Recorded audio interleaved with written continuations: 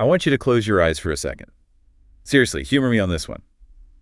Imagine you are sitting at a desk. A completely quiet room, just you and your mind. Exactly. You've got a pen in your hand, a blank sheet of paper in front of you, and you are about to think.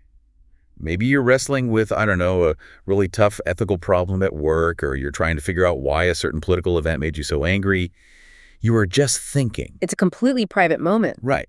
But now, imagine that just as the ink touches the paper, a uniformed officer steps out of the shadows. He puts a hand on your shoulder and says, excuse me, before you have that thought, I'm going to need to see your passport. Which is a terrifying image, a literal border control for the brain. It sounds like something straight out of a dystopian novel, yes. Right? Like 1984 or something. But today, we are going to argue that this isn't fiction. Because in certain corners of the academic world, specifically when we talk about Filipino philosophy, this passport control is effectively real. It is entirely real. And it's not done with guns or badges, obviously. It's done with checklists, syllabus requirements, and what our source material calls the anxiety of being recognized. So we are doing a deep dive today into a really fascinating and honestly kind of difficult critical essay titled How I Imagine Filipino Philosophy. And I want to be super clear right off the bat, this isn't just about the Philippines. No, not at all. It's much bigger than that. Right. If you're listening to this and you've ever felt the pressure to, stay in your lane, or if you've ever felt like you had to perform a highly specific version of your own identity just to get a job or be taken seriously, this deep dive is for you. It's fundamentally a story about the tension between who we are, our identity, and what we do, our thinking. And the source makes a really provocative argument here. It suggests that sometimes the very movements designed to free us from colonial influence actually end up building a brand new cage. That's the paradox we really need to crack open today. How can decolonization, which sounds like the ultimate intellectual freedom, accidentally turn into a new kind of colonial habit? It's a huge twist. And to understand it, we really have to look at how institutions try to control knowledge through recognition. Let's start with the current state of affairs then. Yeah. The essay opens with this really heavy observation. The author says that Filipino philosophy arrives overdetermined. Overdetermined. Yeah. That is a $10 academic word if I ever heard one. I mean, I feel like I sort of know what it means, but every time I try to pin it down, it just slides away. Break that down for me. How can a philosophy be determined before anyone has even opened their mouth? Okay, let's look at it this way. Imagine you're going into a job interview. Okay. You've prepared, you're incredibly smart, you have all these unique ideas about how to solve the company's biggest problems. You walk into the room, you sit down, and the interviewer looks at you. But they aren't actually looking at you, they're looking at a scorecard they wrote yesterday. Right, they have a rubric. Exactly. And that scorecard says, candidate must use the following 3 buzzwords. Candidate must express a passion for synergy. Candidate must tell a heartwarming story about overcoming adversity. So they aren't actually listening to what I'm saying. They're just scanning my words for those key markers. Precisely. And if you say something brilliant, something that actually solves their systemic problem, but it doesn't fit the scorecard, it doesn't count. In fact, it might even hurt your chances because you're considered off script. That is what overdetermined means in this context. The criteria for what counts as Filipino philosophy are set in stone before the thinking even happens. The whole game is rigged from the start. I'd say worse than rigged. The game is scripted. And the script basically says, to be Filipino philosophy, you must talk about this exact set of topics in this specific way, using these highly specific cultural markers. The source mentions it enters the room trailing slogans of decolonization and carrying an administrative checklist. It's like the philosophy is hauling all this heavy luggage before it even starts the journey. Right, and that's where the author uses that metaphor of the passport. The field demands a passport from thought that thought never actually needed in order to exist because, let's be honest, thinking is just a natural human activity. You don't need a state-issued license to wonder about the nature of justice or truth. You just do it. You just do it. But the regime of recognition, that's the specific term the author uses, says, no, you can't just think. You have to prove that your thinking is validly Filipino first. Okay, but I want to push back on this for a second. Yeah. Because I can hear some of you listening right now thinking, wait a minute, isn't that actually a good thing? We've spent centuries with Western philosophy, Plato, Kant, Descartes, completely dominating the global conversation, isn't it important to define and celebrate Filipino thought? Right. Say, hey, we have a unique perspective here. That is the real hunger behind this movement, and the source absolutely acknowledges that. This isn't coming from a place of malice or bureaucracy for the sake of it. It's coming from a very real hunger to stop being treated as derivative. Right. The feeling that Europe or the West is where the real thinking happens, and the Philippines is just what? A place that consumes it. The place that borrows it, exactly. Or a place that maybe has culture and superstition, but definitely not philosophy. So the natural, almost visceral reaction to that historical insult is to shout, no, we have a philosophy too. Look, here are the characteristics. Here is the strict definition. It's a defense mechanism against being erased. Exactly. It's a defense mechanism. But here is the massive trap. The author argues that the louder the discourse announces decoloniality, the louder we shout that we are different, the more we actually reproduce the colonial university's deepest habit. That's the part that really trips me up. How does trying to be independent make you more colonial? Because you are still playing the colonizer's game.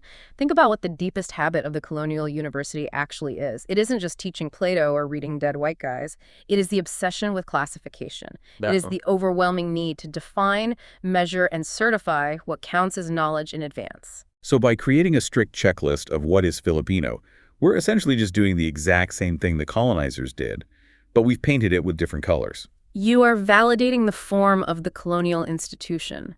You're agreeing that for knowledge to be real, it must be recognized by some central bureaucratic authority. You're seeking validation from the very structure you say you're trying to dismantle. The source calls this the regime of recognition, which sounds, honestly, almost militaristic. It is deeply oppressive because it shifts the entire goal of academia. Instead of the field being a scene of thinking, a messy, chaotic, beautiful place where ideas clash and evolve, it becomes a place where you just try to get recognized. You spend all your intellectual energy showing your passport, proving you belong in the club. There was a quote that really stood out to me. The label Filipino philosophy becomes heavier than the actual thought it was meant to name. The label completely crushes the content. It's like buying a product where the packaging costs more to make than the actual thing inside. And that leads us directly to the mechanism of how this actually operates on the ground. The author calls it marker logic. Marker logic. Let's unpack this, because usually when we hear the word logic, we think it's a good thing. Logic is helpful. Usually, yes.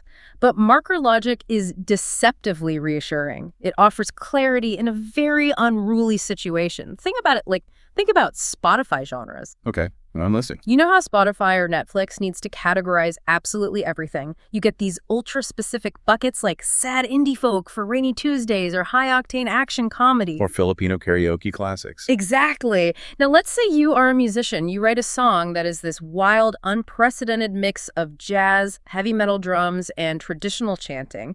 It's new. It's exciting. It perfectly expresses exactly how you feel about the gridlock traffic in Manila. Honestly, I would listen to that. But the marker logic of the music industry looks at it and completely panics. It asks, where do we put this? Is it jazz? Is it rock? Is it world music? And if you say, no, this is Filipino music, the marker logic has a checklist for that too. It expects acoustic guitars. It expects a certain sentimental, romantic vibe. So if my heavy metal jazz traffic jam song doesn't sound like the pre-approved markers of Filipino music, then the algorithm rejects it. It says, error. This isn't authentic. Marker logic dictates that a work is only considered valid if it checks very specific boxes. Does it have the right topic?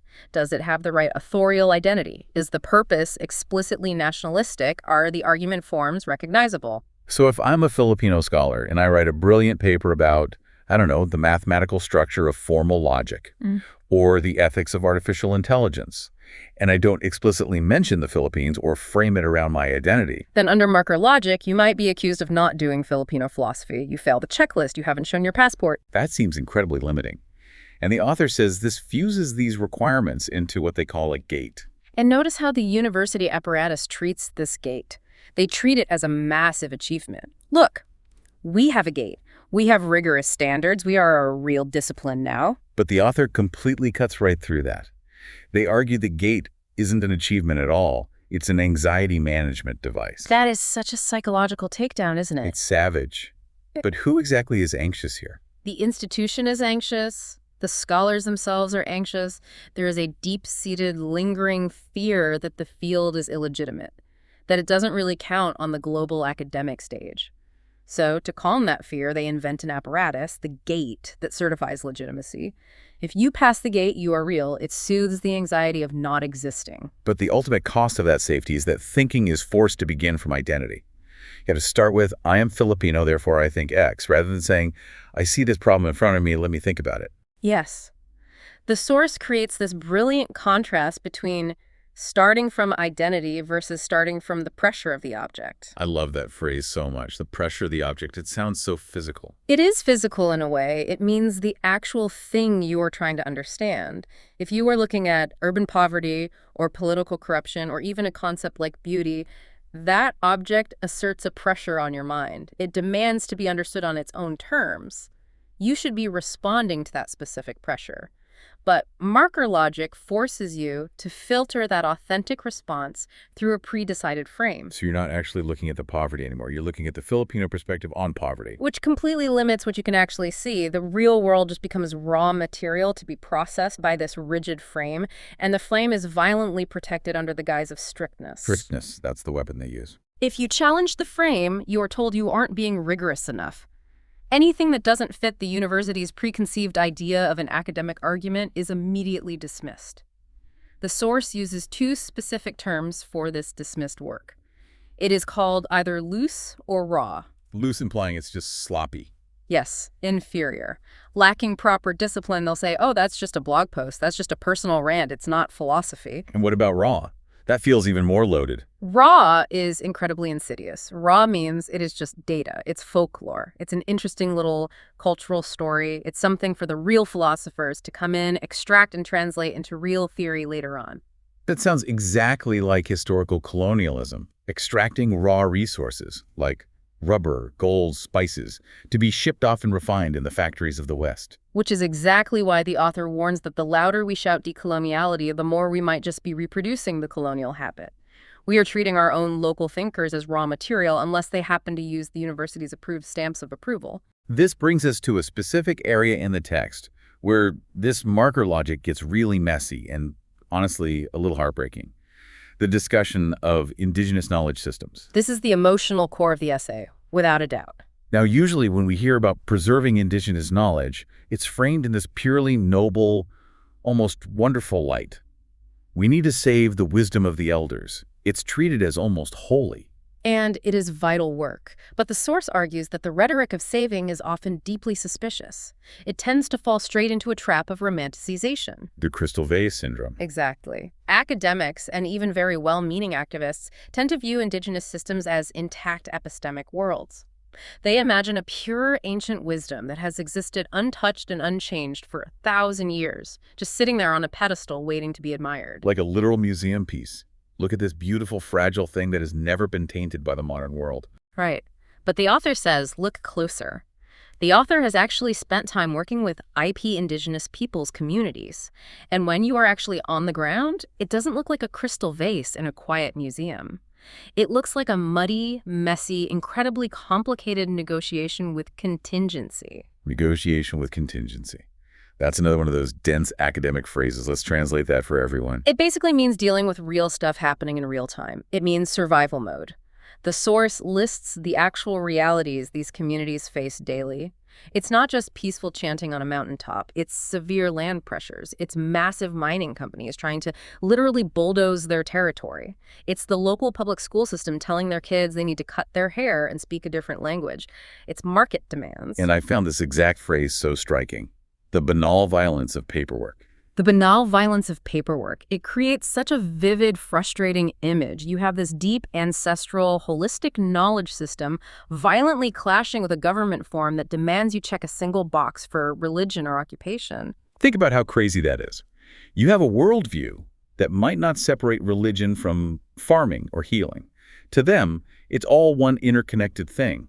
And then a bureaucrat hands you a sterile form with 3 checkboxes and says pick one or you don't get your land rights. That is violence. It forces you to mutilate your own complex reality just to fit inside the state's filing cabinet. So the real wisdom of these communities isn't in some abstract mystical essence. It is in their practical intelligence. Yes. The author calls it a discursive weighing of circumstances. The actual knowledge is in the strategy.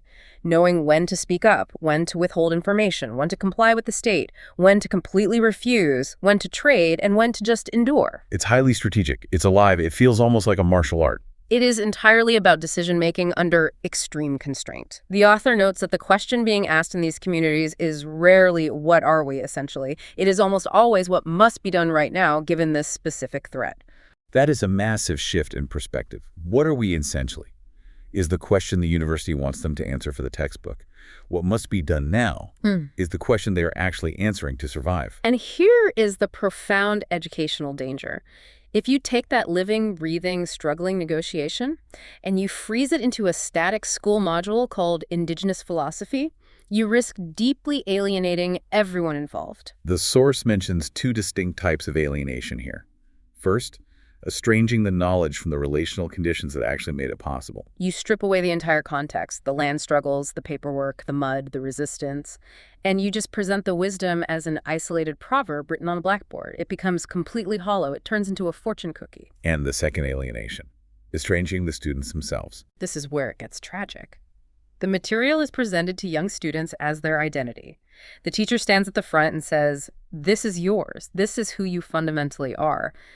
But for a student growing up in a massive city or part of a diaspora or just living a totally different context, they experience it as a curated artifact. It's like being handed a complete stranger's photo album and being firmly told, these are your memories. Yes, it is presented to them under a proud national banner, but internally it feels totally foreign.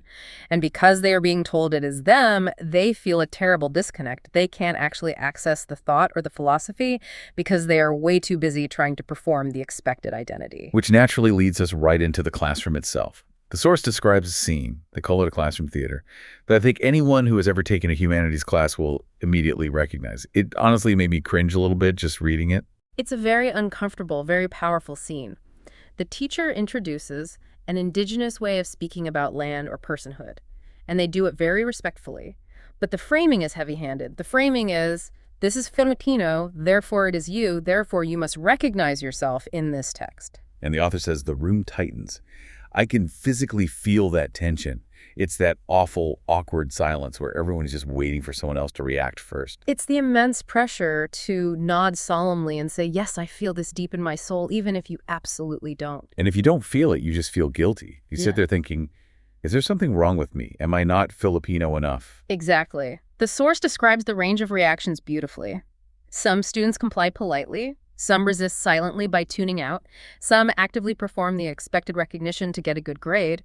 But the ultimate failure is that the philosophical point is completely missed. The authentic encounter has been entirely replaced by an assignment. What could have been an invitation becomes a demand. That line is just brilliant. Instead of a living difference that actually challenges how you think about the world, it becomes just another object to be consumed as culture. You aren't meeting the thought. You are just consuming the identity brand. And the author explicitly calls this a tragedy. Not just a bad day of teaching, but a profound philosophical failure. Because it reveals how an emancipatory intention, the genuine desire to decolonize our curriculum, can completely convert into a coercive structure. There's a core quote here we absolutely have to analyze. Decoloniality proclaimed as content, colonial procedure retained as form. This is the absolute crux of the entire argument. Think of it like a computer system. Okay, lay it on me. You can decide to change the software. You can uninstall Western Philosophy 1.0, and you can install Filipino Philosophy 2.0. That is decoloniality as content. You changed what is on the screen.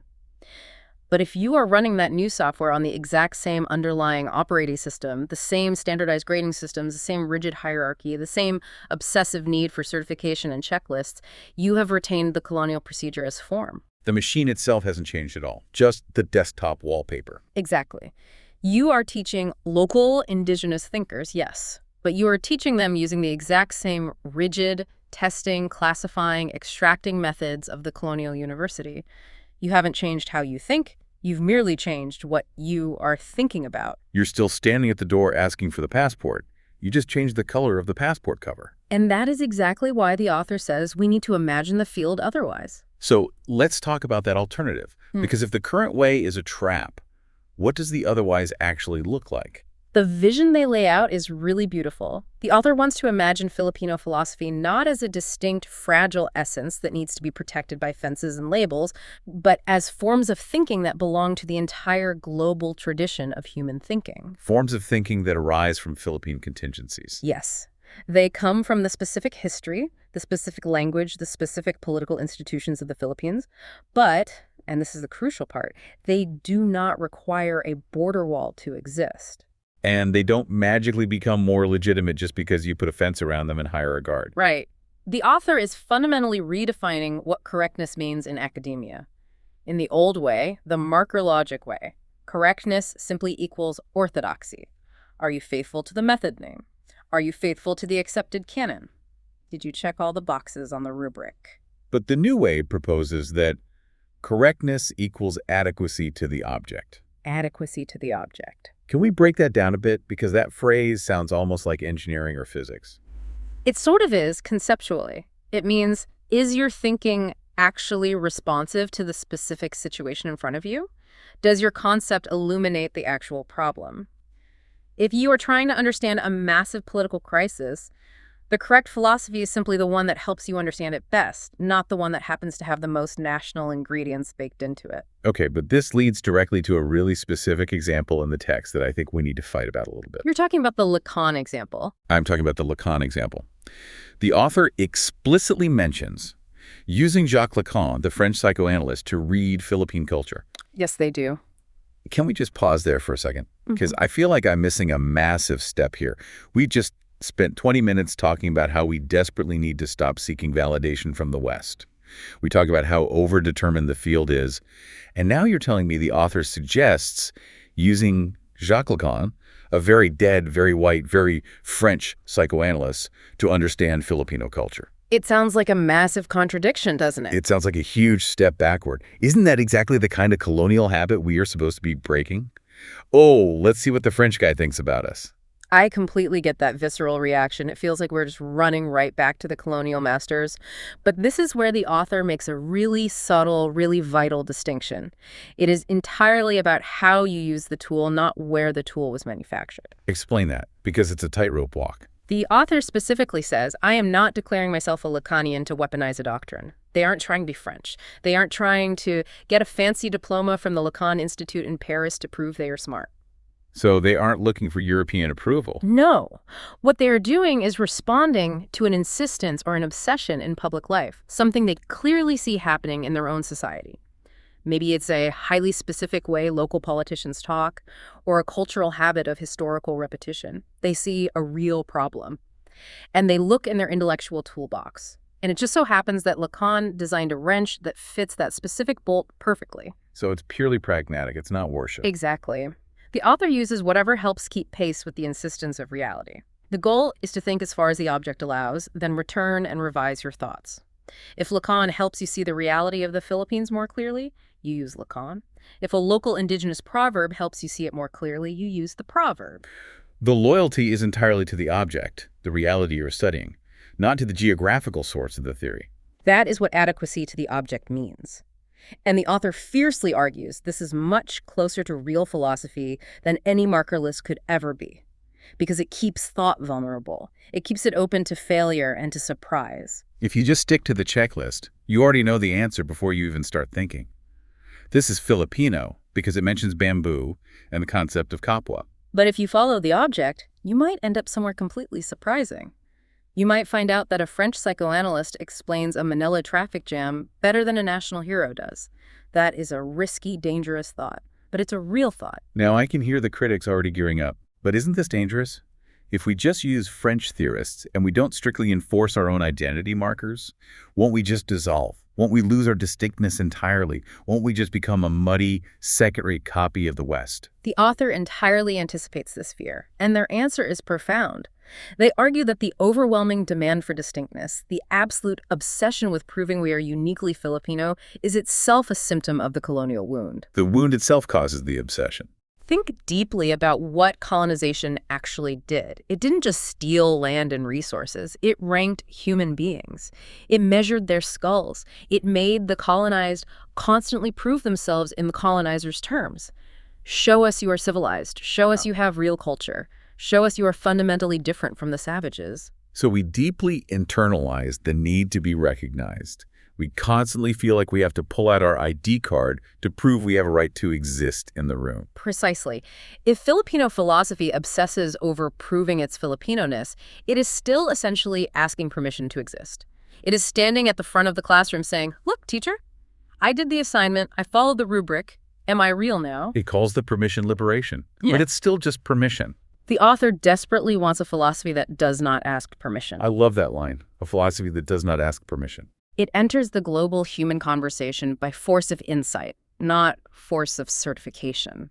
It sits down at the table with Plato, not because it has a permission slip from a diversity committee saying it's allowed to be there, but because it actually has something vital and true to say about the world. It converses with Plato and unnamed elders without converting one into the other. It's just confident. It doesn't need a passport because it intrinsically knows it belongs there. And this leads us to a really challenging, almost controversial idea about true decolonization, because it's not just about adding diverse content to a reading list, it's about interrogating the regime of how knowledge circulates. And a huge part of that interrogation involves the concept of refusal. Refusal. This connects right back to the indigenous communities we were talking about earlier. Right? It does. And this is where the author challenges the modern university most directly. If universities really truly want to learn from indigenous systems, they have to accept something that universities absolutely hate: limits. Because universities are built on the fundamental assumption that all knowledge should be accessible, publishable, and teachable to anyone who pays tuition. Knowledge wants to be free. Open access. It is the ultimate God we worship in modern academia.